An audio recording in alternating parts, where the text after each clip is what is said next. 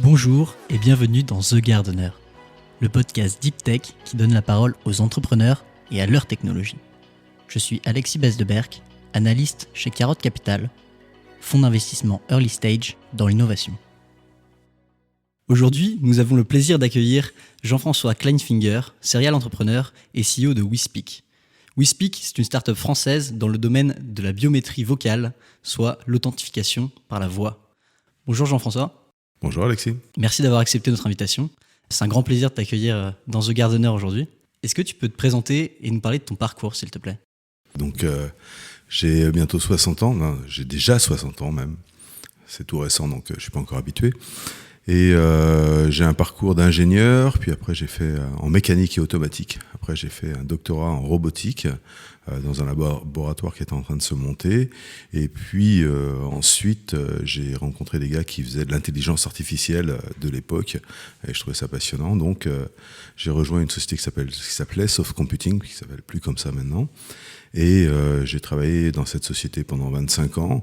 On travaillait spécialement sur tout ce qui est devenu le big data, c'est-à-dire le BI, le CRM, les data warehouse, etc. À l'issue de cette expérience, je me suis posé la question de savoir si j'allais faire la même chose encore pendant les 15 ou 20 années suivantes.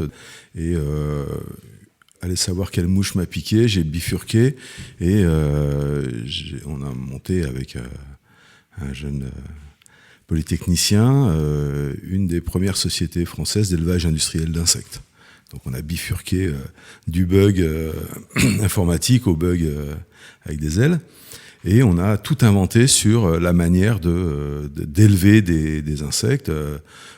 D'abord en mode garage, dans une ancienne étable. On avait été acheter dans des magasins de bricolage des VMC et des placos de salle de bain. On a monté des enceintes climatisées, on a montré que c'était faisable. Une fois qu'on a fait ça, on a commencé à se faire financer. Puis on a monté un laboratoire près de Poitiers. Et une fois que ce laboratoire a montré qu'on était capable de découper le cycle de vie de l'insecte en petits morceaux, on est passé à l'échelle du prototype, puis ensuite du pilote industriel. Et là, le projet a commencé à vivre sa vie tout seul. Et donc, j'ai passé la main à des gens qui avaient les compétences industrielles pour faire ça. Et donc, la question s'est posée à ce moment-là de savoir quelle nouveauté j'allais pouvoir faire. Est-ce que j'allais recommencer dans l'insecte ou dans l'informatique ? Et il y a deux pistes qui se sont ouvertes. Il y avait une piste sur la cybersécurité des bâtiments et des process industriels. Et l'autre sujet, c'est le sujet de l'authentification vocale, de la reconnaissance du locuteur ou biométrie vocale, et ce qui a donné lieu à WeSpeak. Alors justement, on va arriver sur WeSpeak. Juste avant, donc tu as commencé dans la robotique, ensuite dans l'élevage d'insectes, maintenant dans la biométrie, donc du software. Quel est le fil conducteur de ton parcours et quel est ton leitmotiv ? Le fil conducteur du parcours, je dirais, c'est un peu plus loin, quoi. C'est de trouver des trucs intéressants et innovants. Et c'est déjà sur la partie robotique, en fait, ce qui m'avait motivé, c'était, par exemple, pour des gens qui avaient des bras qui étaient blessés, essayer de capter le signal électrique dans les nerfs en amont de la lésion pour piloter des moteurs qui redonnaient une mobilité artificielle, certes, mais une mobilité au bras. Donc, à chaque fois, le fil conducteur, c'est d'essayer de trouver un truc qui n'existe pas, quoi. D'accord. Donc, toujours à la recherche de nouveaux défis et d'innovation. À partir de quand tu as commencé à t'intéresser à la biométrie ? C'est un sujet qui est intéressant en soi et que, en tant qu'amateur de science-fiction, j'ai pu lire dessus et m'interroger sur le sujet de la biométrie depuis longtemps, parce que, en fait, le dilemme, il date pas du fait que je sois mis sur WeSpeak, mais en tant que citoyen, quand on se promène sur Internet ou quand on se promène dans un monde digital, la question c'est de savoir comment est-ce qu'on fait la preuve de son identité. Et donc ça, c'est une des problématiques, la sécurité de qui je suis sur Internet. Puis l'autre problématique, c'est qu'à chaque fois que je vais sur Internet, je laisse des traces. Donc plus je vais laisser des traces profondes, et en tout cas sécurisées, notamment avec la biométrie, plus derrière, il y a des moyens de contrôle importants. Et donc il y a toujours un dilemme à ce niveau-là. D'accord. Est-ce que tu peux nous parler de la genèse du projet WeSpeak ? Absolument. Donc WeSpeak c'est un projet qui est issu d'un générateur de jeunes pousses qui s'appelle Alacrité.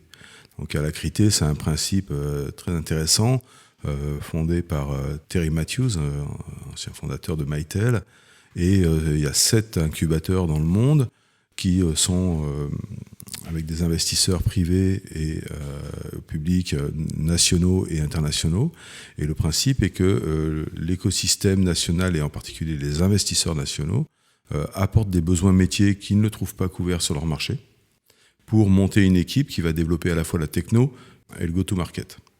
Une fois que la techno et le go-to-market ont été validés par les comités d'investissement d'Alacrité, à ce moment-là, Alacrité investit dans le tour initial de seed sur la société, et la société est créée.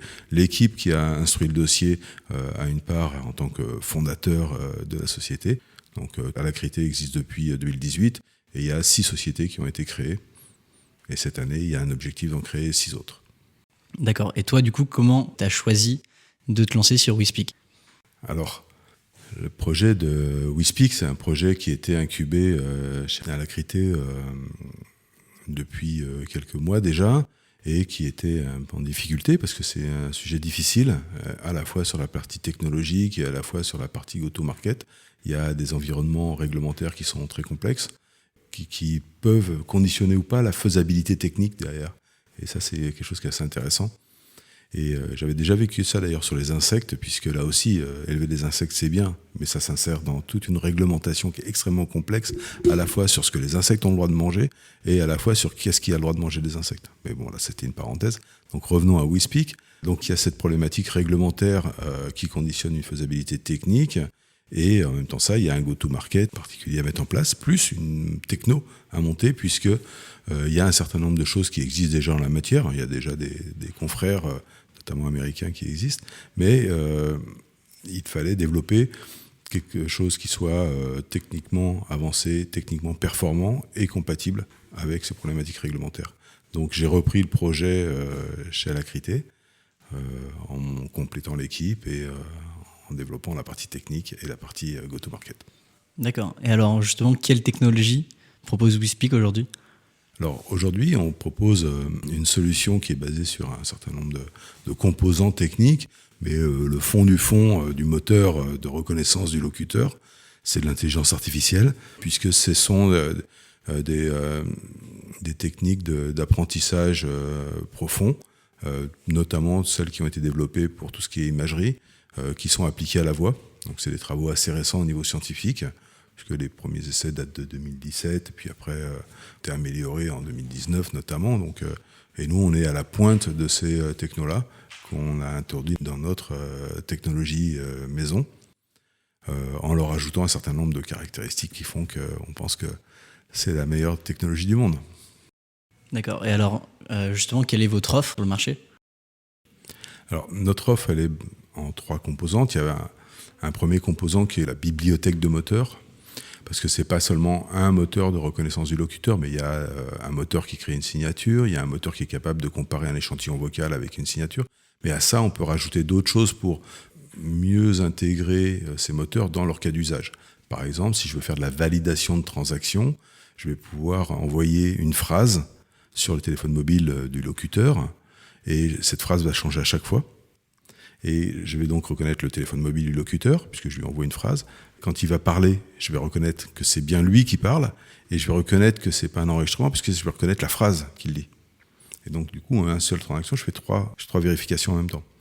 De la même manière, je pourrais avoir des moteurs qui vérifient que je ne suis pas avec une voix de synthèse. Donc, on a cette bibliothèque de différents moteurs. Ensuite, on a une application intelligente qui permet de combiner ces moteurs pour créer des applications vocales. Pour que ce soit des hommes métiers type marketing ou relations clients qui définissent ça, il faut que ça soit outillé. Donc, il faut qu'on puisse non seulement combiner les moteurs, régler les différents seuils, mais ensuite tester ce que ça donne sur des jeux d'essai et sur les échantillons. Donc, on a ce deuxième composant qui est le wizard, c'est-à-dire l'outil de paramétrage, et le troisième qui est la plateforme d'exécution qui permet de déployer ça dans les systèmes d'information. Donc ça veut dire que ton téléphone mobile, il va avoir dans son application un truc qui va faire appel au service WeSpeak pour faire de la vérification du locuteur. Donc capter le son, vérifier que c'est bien la même personne qui parle que la signature qui a été déposée, etc. Que ça soit dans une interface Internet ou même, par exemple, pour une serrure connectée. Tu pourrais vouloir que quand tu parles dans l'interphone, ça reconnaisse que c'est bien toi. Donc voilà. D'accord. Et alors justement, pour cette signature vocale, quels paramètres on va prendre en compte et comment faire en sorte que, avec du deepfake par exemple, on ne puisse pas imiter la voix de quelqu'un, et comment WeSpeak va faire cette vérification-là de manière poussée. Alors on a plusieurs niveaux de réponse à ça. D'abord, il y a plusieurs questions dans ta question. La première question, c'est comment ça marche. En fait, ça travaille comme les réseaux de neurones profonds. Donc, c'est-à-dire que tu vas mettre un certain nombre d'exemples dans un réseau qui va être entraîné. Donc, les couches vont s'adapter. Et puis, tu as des process qui permettent de faire converger le réseau vers une solution où, quand tu lui présentes un nouvel échantillon, il est capable de te dire c'est celui que tu avais en référence. Donc, dans ce process-là, c'est pas toi qui commande. C'est pas toi qui décide quelles sont les caractéristiques qu'il faut modéliser dans le réseau. Toi, ce que tu veux, c'est que ça modélise les caractéristiques pertinentes. Mais c'est le réseau qui décide, entre guillemets, de quelles sont ces caractéristiques pertinentes. Et ces caractéristiques ne sont pas toujours des caractéristiques observables. Donc, ce que je peux te dire, c'est qu'on en a quelques milliers de caractéristiques. Mais par contre, mapper certaines de ces caractéristiques sur des caractéristiques observables par toi et moi, c'est pas immédiat à faire. Et c'est pas sûr que ça soit faisable non plus. Donc maintenant, la deuxième partie de ta question, c'est comment on fait pour se défendre contre les deepfakes. Donc le premier niveau de réponse, c'est ce que je te disais tout à l'heure, c'est de le combiner par exemple avec de la reconnaissance de texte. Mais il y a d'autres niveaux de réponse, c'est qu'on entraîne d'autres réseaux de neurones. Et donc là aussi, on est capable de détecter dans les caractéristiques de la voix des choses qui viennent d'un être humain, de choses qui ont été fabriquées. Donc les artefacts des voix naturelles. Tu nous as parlé du coup de plusieurs cas d'utilisation, en B2B, en B2C aussi. Quels sont les premiers projets qui vont sortir avec la technologie de biométrie ? Alors il y a différents axes. Il va y avoir tout ce qui est relation client. Et là, un des cas d'usage majeurs, ça va être les centres d'appel. Parce que je ne sais pas toi, mais moi, ça m'énerve un petit peu à chaque fois que j'appelle mon centre d'appel de devoir réciter le prénom de mon chien, l'âge de ma grand-mère et l'adresse de mon école primaire pour arriver à dire c'est moi. Ça m'énerve à deux raisons. D'abord parce que c'est long, que j'aimerais être reconnu. Et le deuxième truc, c'est parce que ça sert à rien. Toutes ces informations-là, elles existent déjà sur Internet. On peut les avoir par ingénierie sociale. Donc, de toute façon, ça ne me protège pas plus. Et en même temps que ça, quand je vais sur un système de connexion national qui nous permet d'accéder à toutes nos données privées de santé, nos données fiscales, etc., système unique de connexion, avec un simple mot de passe, j'ai accès à toutes ces données. C'est juste pas suffisant, quoi. Donc, toute cette première partie de sécurisation de nos interactions digitales, on a d'ores et déjà des choses en cours sur des centres d'appel. Et puis, on a aussi d'autres types d'utilisation là qui sont un peu différentes, notamment dans la lutte contre la fraude. Par exemple, il y a des gens qui accèdent à des services de manière frauduleuse, et c'est un peu toujours les mêmes. Donc là-dessus, on peut reconnaître qui appelle et voir si c'est déjà un des fraudeurs qui est répertorié. Il y a tout un pan d'utilisation aussi qui est nos objets connectés. C'est-à-dire que tu parles à ton téléphone, moi je parle à mon ordinateur, on parle à nos enceintes connectées. Bien, demain, on parle à nos voitures, de plus en plus, déjà, ça commence à venir. Et il y a un moment, il va falloir savoir qui parle. Parce qu'on ne peut pas laisser les enfants commander n'importe quoi sur Internet juste parce qu'ils sont en train de jouer à la poupée. Des exemples classiques. Et donc, nous, on va proposer nos services aux gens qui développent des assistants vocaux de toute nature pour permettre de faire ça. Puis après, il y a le cran un peu plus loin, qui est le cran un peu sécurité. C'est que si jamais je suis habilité à conduire un engin de chantier extrêmement compliqué, etc., il ne faut pas que parce que j'ai passé mon badge à quelqu'un, c'est lui qui puisse conduire. Donc il y a aussi une notion de sécurité industrielle sur laquelle on veut aller.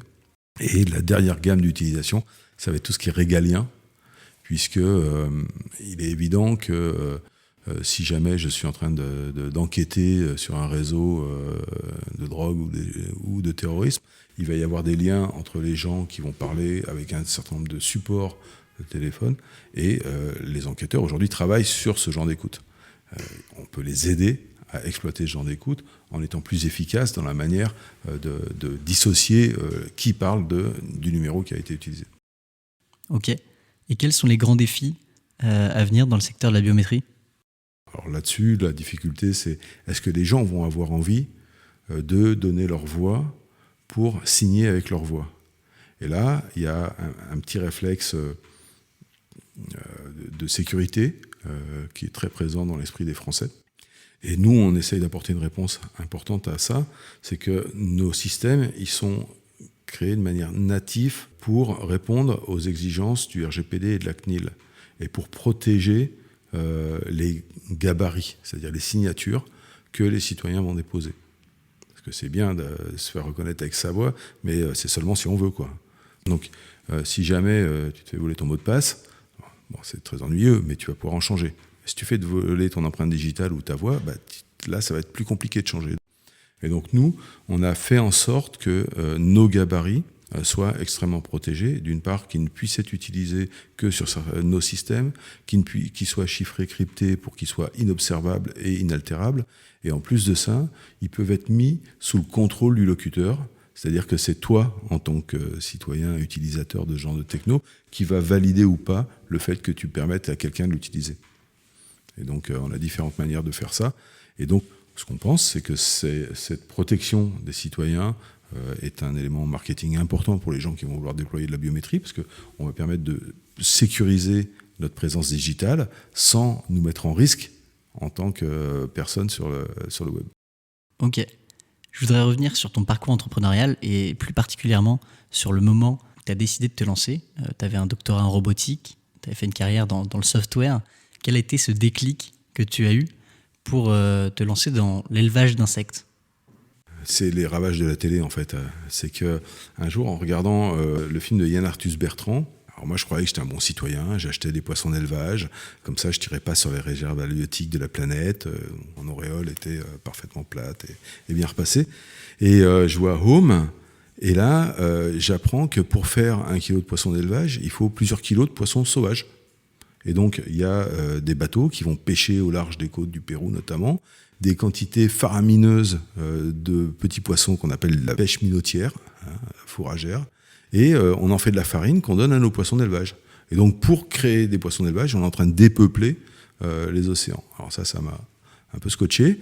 Et dans le même film, il y a un truc sur les nitrates, l'élevage industriel, notamment en Bretagne, et le fait qu'il y a plein de nitrates qui coulent dans nos rivières, et que ça fait des algues, et que des algues, il y en a trop, etc.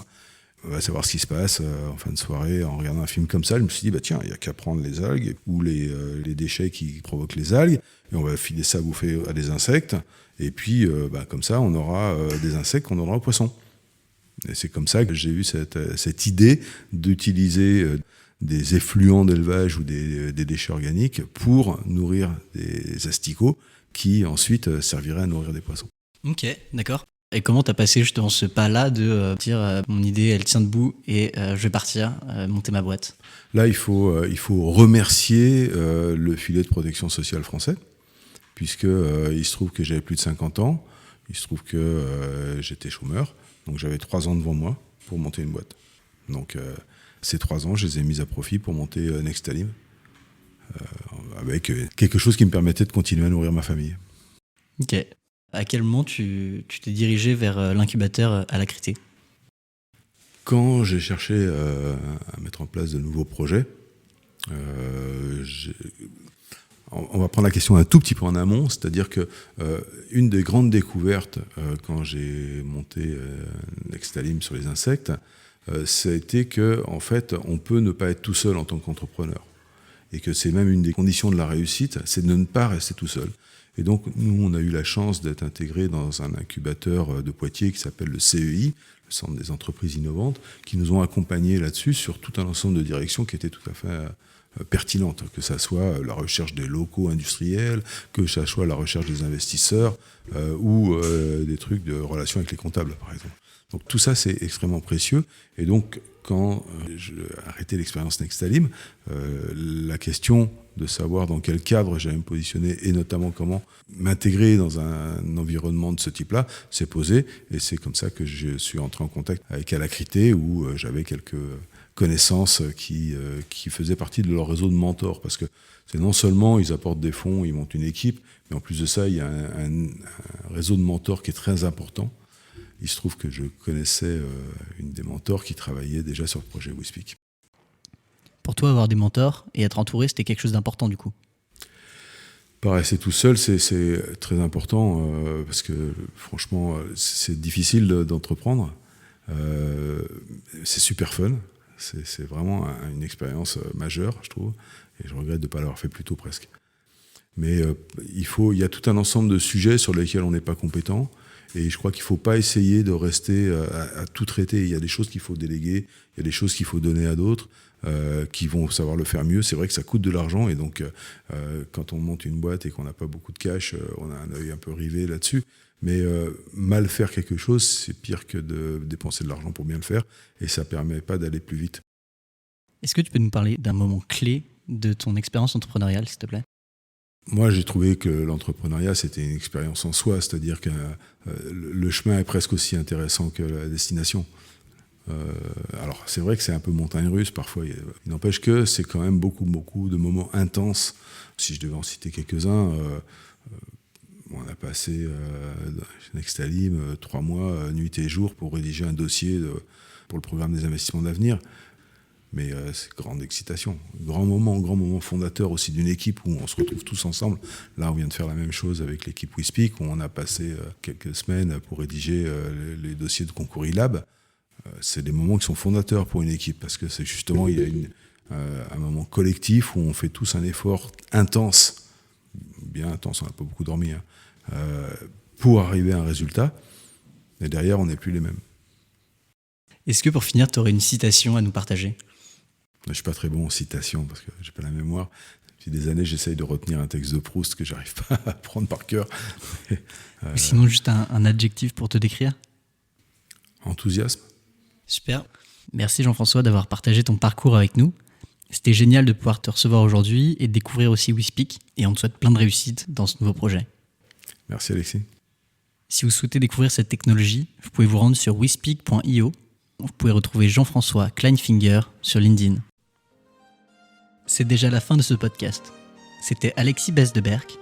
Si vous l'avez aimé, n'hésitez pas à le partager autour de vous et à mettre 5 étoiles sur Apple Podcast. Ça nous aide beaucoup. Vous pouvez me faire un retour directement par LinkedIn. Et si vous êtes entrepreneur, vous pouvez aller sur notre site internet carotte.capital ou nous contacter par email à contact@carotte.capital. À bientôt!